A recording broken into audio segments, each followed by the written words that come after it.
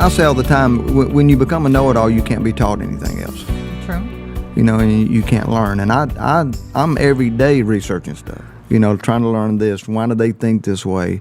I even got a friend of mine that we were just talking on Facebook a while ago, and he's a big-time believer that the Earth is flat. And I agree with you. Well, somebody may show me that that's the deal. You know, and when they prove it to me, then I'm not stuck in my way so hard to almost say, well, even though you're showing me facts, I'm not going to agree with you, because I'll never be that. And some people are that way. You give them black and white information because they have it in their brain. It's not that way. They're not going to believe any kind of thing that you give them or any kind of evidence. So yeah, I mean, we're learning day by day. Speaking of one of our first topics, and I'm going to surprise this on you. Uh-oh. I think one of our first topics, and it's going to go along with some of the stuff that I have happened to me last weekend. I was at a place doing a live recording on a group, and the funny thing is a couple of weeks ago, me having at your house, there is a cool little graveyard in your backyard. Love it. And it's awesome. I mean, it's cool. And what's so funny is that part, we got kindred spirits on that kind of thing, because I was in New Orleans, it may have been 20 years ago, but I'll never forget passing this cemetery that was, it was just beautiful. And I look at things too as a photographer. Yes. You know, so I'm always looking through the lens, you know, in my head. So seeing just the faded tombstones, and some of these were so old, the wind had just made the tombstone. You could tell where the wind had beat it up and moved some of the concrete around and really just almost sanded it down. But these big, beautiful trees hanging over with moss hanging off of them. I mean, it was like just a movie set. So I pulled in there one day, and I was sitting there just walking around, and then another guy came up, and him and his girlfriend was walking by. And I was coming out, and they said, "Oh, man, you got family that lives in here?" And I said, "No." I said, "I'm from Alabama." I said, "What are you doing here?" I said, "Man, just walking." I said, "This place is beautiful." And they said, "You're just coming out here to walk around?" Weird. I said, "Yeah." I said, "Man, it's a beautiful spot." And they said, "Well, we got family that live here." And they said, "Well, we get it. You know, it's cool." And but that was kind of, they didn't understand that, you know. But I felt, you know, a kind of a comfort thing there. You know, it wasn't nothing scary. You know, it wasn't nothing like, "Oh, it's spooky, you know, don't you look around behind that tree," you know? No, I think what intrigues me with that is the fact that those people actually lived here once and what their lives were like. That's what I'm like, looking at their date that they were born, the time that they died, and, you know, how many years they were actually here and what their lives were like. That's interesting to me. And I'm like, wow, like, these people are gone now, you know, and this is where the family comes to visit now. You'd think a lot like me when I go places that this old world stuff that was built in the 1800s that people built by their hand. I mean, I can touch some of that stuff and almost tear up sometimes. Yes. Because there's so much real hard life in that. Yes. And I think that it absorbs it. You know, I may be crazy, but to me, I feel some of that stuff. And the time that it was taken to be put together compared to now, how everything's manufactured. Then it was all handmade. Oh, yeah, incredible. We had, the first time I went to Germany, I went with a bunch of friends and had a blast. But they were really wanting to go from the, you know, the sightseeing spots, you know, here, there. And every time we'd go somewhere, I'd walk past a place, I wanted to stop. You know, beautiful cobblestone roads and buildings. And I mean, we went to it wasn't a hot dog place, it was a sausage place. Sausage is huge in Germany. Okay. It was built in like 1800 and something. And the lady there told me it's just like it was way back then. Oh, wow. You know, it's just, they build stuff that lasts and you know, by hand, concrete and rock. And I'll never forget, a couple of those friends came here and they moved here. And they could not believe, you know, again, they're from Germany. So they come here, and I was talking to them about some things, and they said, "You know what, the funniest thing when we got here to the States and what we just couldn't understand is y'all build disposable houses." True. I said, "What?" He said, "Yeah." I said, "Man, you know what, now that I think about where I was and what y'all I said, "You're right." Mm-hmm. He said, "Yeah, we got homes out there that are 100, 200 years old that we don't even really consider old." Mm-hmm. And so, you know, again, that's people back then taking pride in what they did and working hard. And I'm getting off on a rabbit trail here. But you were telling a story that you had went out of town and Went out of town. Yeah, I want to hear about that. Well, here's the thing that back there at the graveyard behind your house, nothing weird, nothing scary, nothing spooky. We get to this place. Right off the bat, I felt a little bit uncomfortable. Was it a church? Was it a building? Was it a hotel? What? Well, it was going to be. It was not a nursing home, but and not a retirement home. I think the lady said it was a home where they had elderly people come in when they hadn't totally went. What's the word? Dead? I don't know. Like they were still alive, but not here mentally. Or it's not like a psychiatric ward. Oh wow. It's kind of before that. Okay. So they could still get around, do things, eat on their own. But it was that kind of a home, And the weird thing about it was it was just it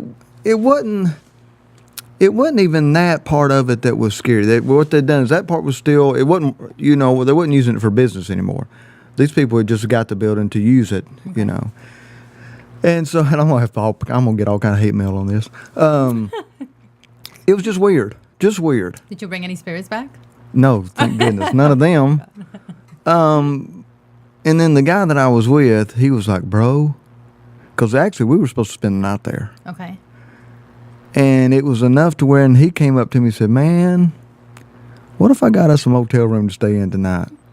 I said, buddy, I'm with you 100%. And I wasn't going to say a whole lot because, and here's my thing.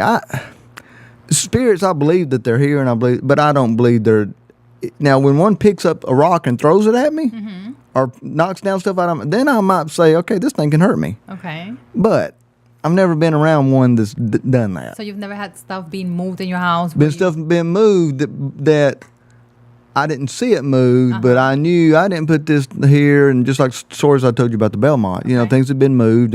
None of us did it. But nothing picked up a pillow or picked up a glass and threw it at me. I've had situations, but not like that. I've had situations where one time I was laying on my bed and I got up for a second. I said, let me go grab a cup of water. And then I was coming back to bed and I had actually taken the blankets and, moved them. And when I went to the kitchen and came back, there was a soft ball on top of my bed, like exactly where I was sitting. And I was home alone. Nobody was there. And I was like, oh my God, this is freaky. So I took the ball, I placed it aside, and I turned the light off and I went to sleep. And so I've had situations like that happen before where stuff is moved. And that was really freaky because there was nobody there. Who threw the ball on the bed? See, now that's getting real close to, you knew that happened. So that wasn't you thought, or I think I didn't, Exactly. And it was placed right there where I was sitting before I got up to go get my water, and nobody was home. Yeah. Well, even at that, I mean, if I came in tomorrow or the next day and stuff was moved, it still wouldn't be the same as me looking at it and it moving. Or it coming at me while I'm sitting in here and stuff being moved around or dishes being poured out of the cabinets. Then okay, well, this thing could do something to me. Well, it's not, I wasn't scared. It was just weird that. Well, that's what I mean, yeah. I knew something came in the room and did that because, that ball didn't just fall out of the sky. Right. It was actually in the other room. The last time I had seen it, it's one of those stress balls. Right. And it was in the other room. So now I'm coming into my room and I see it on top of my bed. So I'm like, how did it get on top of my bed when nobody's here? So I've had stuff like that, and I've had my TV go on for no reason. I was in the shower, come out, and my TV's on. Nobody's there. I don't have it set, and I don't even turn my TV on. So I was like, oh, okay. I guess they're watching TV and playing with balls in my room. But did any of that was you ever frightened? No. Yeah, see, and that's where I've been. I've never had any of that kind of stuff to where it was, even watching scary movies, I never get scared. I don't watch scary movies because I dream a lot. Yeah. So if I watch stuff like that, I start dreaming with that stuff. So I don't watch scary movies because of that. So I try to. Now, as kids, we used to scare each other all the time. Oh, yeah. I mean, that was the best thing, going out in the yard and have 10 kids there and everybody scaring each other. That's fun. And then take off running. But yeah, this was a crazy kind of a deal, and it was just a heaviness, like, let's get our deal done and get get out of here as soon as we can. I mean, it wasn't like a crazy weirdness. Yeah. But I will tell you this. That night, went to bed, had a dream, and I may have dreamed this just because we was thinking about it. But I dreamed that I left something at the place where we was doing the recording. Okay. So I got in my car, went to the place, and when I drove up in the yard, in the driveway, you know how you seen the doors, like they say do not enter, like a construction site, where they just have an old piece of 2x4, stuck on the door like that. Okay. Well, there was two of them stuck on the door. One said keep out, and the other said you are not welcome here. Wow. Did you go back? Well, this is in the dream. In the dream. Yeah. But you had to go back in there to finish your work. Oh yeah, and I did. Yeah, the next day. But I dreamed that dream just as vivid and just as realistic as everything. So I think, and see, here's the thing that might have brought that dream on. Oh, see? Mm-hmm. We should be talking about this stuff. Okay, now this thing has got a suction cup that would hold down a freight train. Oh my gosh. And it just came loose. I'm thinking you probably have brought spirits. Yeah. Because it told you to keep on. What did you do? You went back in there. Exactly. Anyway, some of the people there said they were thinking about doing this to the building and doing that, and we're going to do this over here. And again, without sounding weird, I kind of think We're already sounding weird. Yeah, without sounding too crazy.